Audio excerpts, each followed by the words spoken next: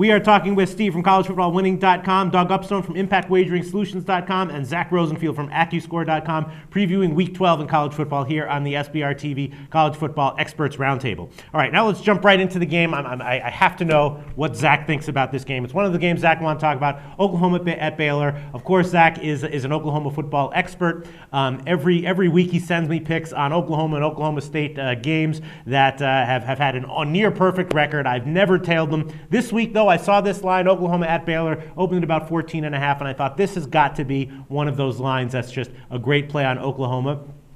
Of course, Oklahoma's been awesome. Their average margin of victory in 4 road games this year has been almost 30. The key factor, though, Ryan Broyles is out. How big is that? How bad is that? Zach, you're the only one I trust on this. What's your take on this game? Look, the loss of Ryan Broyles is huge, not necessarily to the Oklahoma program, but to Landry Jones, who's, in my opinion, as an Oklahoma fan, someone who is close to that program, is probably one of the most overrated quarterbacks that I've seen in college football in a long time. And if you take a look at what Landry Jones' completion rate is to receivers that include Ryan Broyles and not Ryan Broyles when on the road, he's very reliant on Ryan Broyles. Another thing to pay attention in this game is that Kenny Stills has been battling some concussion issues this season. So if he should take a hit, you could potentially lose Kenny Stills in this game. The number that jumps out to me is not necessarily the 14.5 points that the point spread is. And by the way, I don't like 14.5 point spreads. They really bother me because that's not 14.5 points. It's 3 possessions. That half point counts for a lot. We tell our clients to go ahead and take a look at the total number in this game, which is 75. We don't think that number. We think that number is too high. We simulate this game to be at 70 points. And just to put that into perspective, this season in projecting whether Oklahoma games are going to go over and under, we're 8-0. We're 5-2 in the same situation of predicting the over and under in games that Baylor plays with.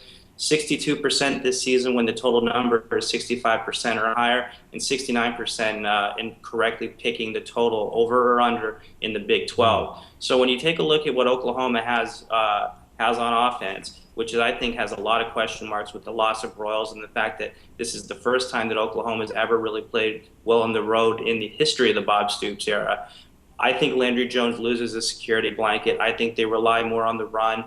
I don't think Robert Griffin III is going to be as successful as he has been in the front half of the season and being able to put up points against an Oklahoma defense that is really good, only has really one bad player in Gabe Lynn at defensive back. So I think being able to say that there's going to be 11 touchdowns or 10.5 touchdowns in this game is far too many. We put our clients in the under. All right, and if a good friend of yours did happen to pound the hell out of Oklahoma minus 14 on the opener, would you recommend he take it back or just ride with it? No, I wouldn't say that you should take it back at all. I mean, keep it up there. I would also make sure that you have your laptop handy to see what the in-game odds are in that game as it goes on, and even the halftime spread, because Oklahoma is a little funny on the road. They supposedly threw out their clunker against Texas Tech, but in the history of the Bob Stoops era, every year except for 2000, they've always, whatted to the bed on the road. And this is realistically their last chance to do so. Right, I hear you. All right, Steve from collegefootballwinning.com, what's your take on this line? The only thing I would add to Zach's good analysis there is right now, it from what I can see, more than 90% of the betting public is on Oklahoma right now. And when that's happening for the away team, that can be trouble. Historically, that is trouble if you are looking to take that Oklahoma side. And Zach has very aptly pointed out that it's now this line has been bet up to well more than 2 touchdowns, and it's gone up to 16 at some places now, and it only seems to be headed north of 14.5. The last 6, here's just an interesting note, the last 6 of these head-to-head matchups, the away team has covered the spread. So that would be Oklahoma here, but there are just too many question marks in this one, so I agree with Zach and his side conclusion to sort of stay away from this one. All right. I think I'm going to pull most of my bet. Doug Upstone from impactwageриngsolutions.com. What's your take on this line?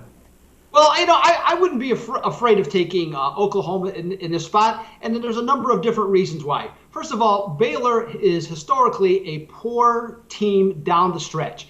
Their defense is not good, as it is again this year. So as they go along the season, they start to fade. That's why they don't win games. That's why they don't cover spreads. A good example was last week against Kansas. Now Oklahoma, they're re-energized because with some of the different BCS teams losing, or the unbeaten teams losing last week, that puts them back in the picture again in terms of what they can do. So they win their last 3 games, the dice just might roll their way to where they can get into the championship game.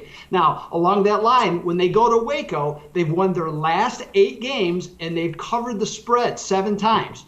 And when Baylor plays against teams that score 37 or more points, they're only 12-27 against the number. Nice. I wouldn't be afraid of taking Oklahoma myself. All right. Okay. We'll see. I'm probably going to pull most of it, but we'll see.